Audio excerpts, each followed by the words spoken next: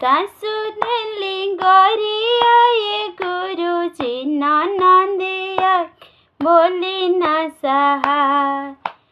बैरी गोतिनिया ये गुरुजी तनवा देली सुबह शाम।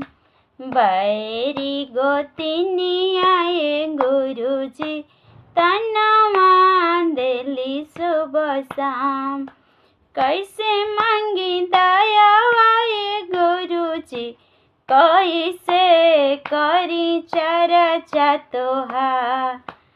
कैसे मैं करी ये गुरुजी नमः शिवाय प्रणाम। कैसे मैं करी ये गुरुजी नमः शिवाय प्रणाम। ससुर रोज करेले ये गुरुजी घरवा में रोज कैलेस। भसुर के टिपोरिया ये गुरुजी होला नहीं बरदास।